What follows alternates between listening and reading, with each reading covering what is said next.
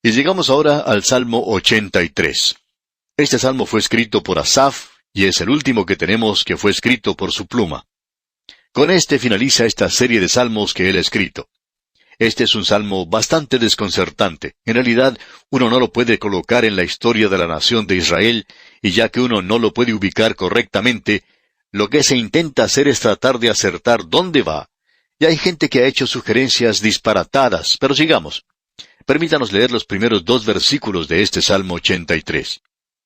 Oh Dios, no guardes silencio, no calles, oh Dios, ni te estés quieto, porque aquí que rugen tus enemigos, y los que te aborrecen alzan cabeza. Quienquiera que sea el enemigo aquí, odia a Dios. Eso es evidente, y eso es cierto de cualquier enemigo, pero aquí están señalados. Leamos el versículo 3. Contra tu pueblo han consultado astuta y secretamente, y han entrado en consejo contra tus protegidos. En otras palabras, estas son personas quienes han tramado la destrucción de la nación de Israel. Ha habido personas que han intentado ubicarlo en esta o en aquella época, pero lo importante de notar aquí es que Dios expresa aquí el odio de ellos contra Dios. Y creemos que eso es cierto de cualquier enemigo. Estos enemigos son identificados en los siguientes versículos, y entramos en esta sección que es difícil de ubicar en la historia. Leamos los versículos 5 hasta el 8 de este Salmo 83. Porque se confabulan de corazón a una, contra ti han hecho alianza. Las tiendas de los edomitas y de los ismaelitas, Moab y los agarenos, Gebal, Amón y Amalec, los filisteos y los habitantes de Tiro. También el asirio se ha juntado con ellos, sirven de brazo a los hijos de Lot. Y los hijos de Lot, por supuesto, serían los moabitas y los edomitas. Bueno, tenemos aquí a los enemigos en la historia donde uno los puede ubicar. Y esto para nosotros hace de esta sección algo bastante destacado. Tiene un significado real porque parece indicar que está mirando hacia el futuro, y aparentemente estas naciones que estuvieron en existencia en un tiempo volverán a aparecer una vez más.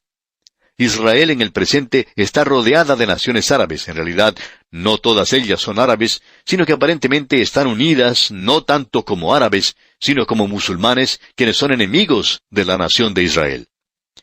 Aparentemente, en los últimos días estas naciones volverán a existir.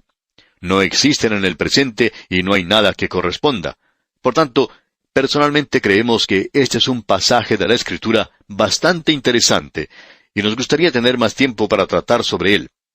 Ahora, partiendo desde el versículo 9 hasta el final del Salmo, tenemos una mirada retrospectiva al pasado en este sentido. Él está diciéndoles a ellos, juzgad como lo habéis hecho en el pasado. Leamos el versículo 9. Hazles como a Madián, como a Sísara, como a Jabín en el arroyo de Sisón.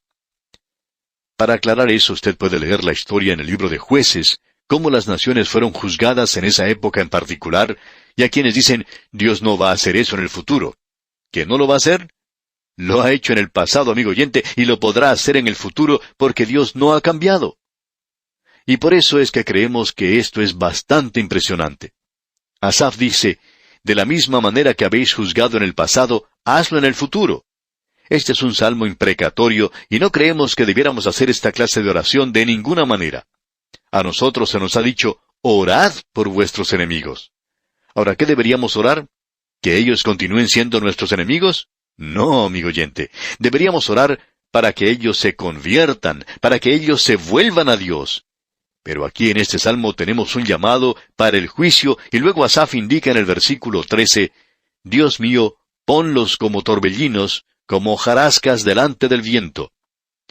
Usted recuerda esa rueda grande y pesada que se usaba para moler en el pasado, y que era arrastrada por los bueyes. En ese lugar se colocaba el grano que se iba a moler, y esta piedra tan pesada, en realidad, lo dejaba hecho hojarasca. Y aquí Asaf está diciendo que trate con estas personas de esa manera. Luego en el versículo 14 leemos, como fuego que quema el monte, como llama que abrasa el bosque. Es como un incendio forestal. Aquí se hace un llamado de juicio, como usted puede apreciar.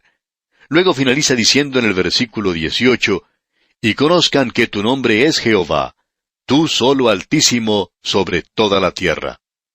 Y ese nombre Jehová es el Señor, para que el mundo conozca. Estamos convencidos que la única forma en que este mundo va a conocer que Dios es Dios, es al estar ante Él en juicio. La bondad de Dios debería llevar a los hombres al arrepentimiento. Así debería ser si los hombres fueran sensibles a la presencia y persona de Dios. Entonces, esto los llevaría a ellos a su presencia. Pero lamentablemente, ellos se están alejando cada vez más y más de Dios. Parecería que ya no tenemos necesidad de Él. Sin embargo, creemos que lo necesitamos desesperadamente. Y llegamos ahora al Salmo 84, y aquí una vez más se destaca el carácter levítico de esta sección. Este es otro salmo de los hijos de Coré. Debemos decir aquí que los hijos de Coré servían en el templo o en el tabernáculo. Tenemos una referencia en cuanto a eso aquí. Estamos seguros que lo hemos pasado por alto antes y no le dimos mucha atención. Lo tenemos aquí en el programa a través de la Biblia y simplemente hicimos referencia a este capítulo. Estamos hablando del primer libro de Crónicas, capítulo 26. Y quisiéramos regresar ahora y echar una mirada a eso con la información que tenemos en este salmo. En el primer versículo del capítulo 26, del primer libro de Crónicas leemos: «También fueron distribuidos los porteros, de los coreitas, Meselemías, hijo de Coré, de los hijos de Asaf». Y luego tenemos una larga lista de esta familia de los coreitas. Usted recuerda que Coré había encabezado una rebelión y esa rebelión los llevó a actuar contra Moisés, y él fue juzgado. Pero ahora, por la gracia de Dios, ellos son levitas, ellos están sirviendo en el tabernáculo y aquí en el templo de Dios.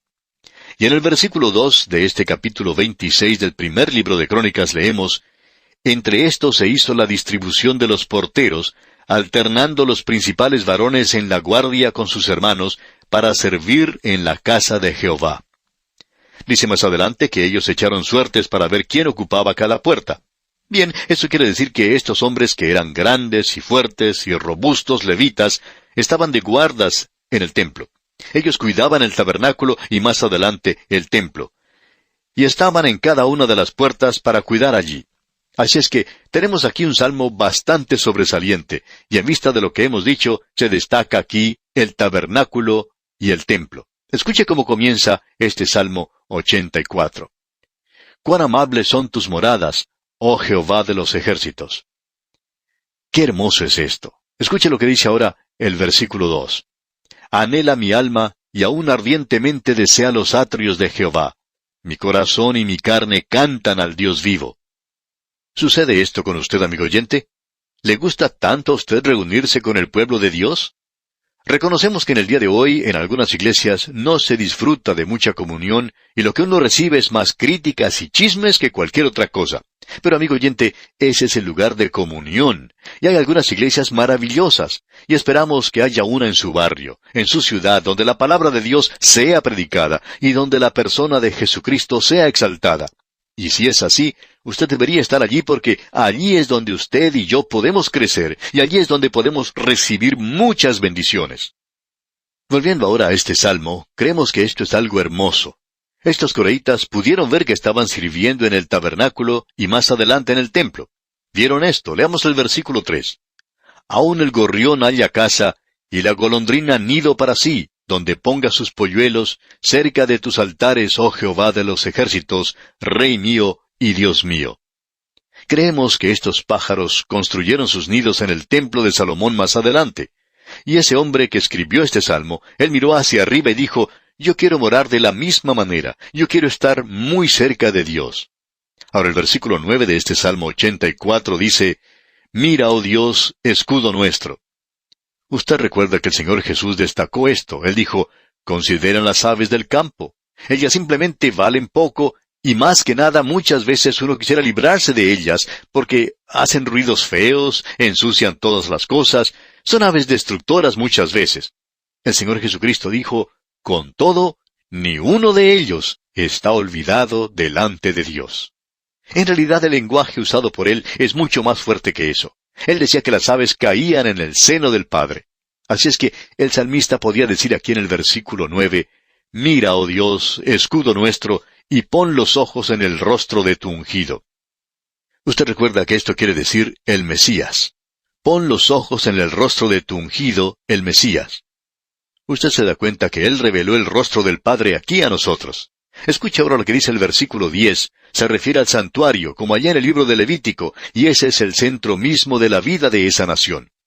Antes, la iglesia era el centro de la actividad social de muchos países.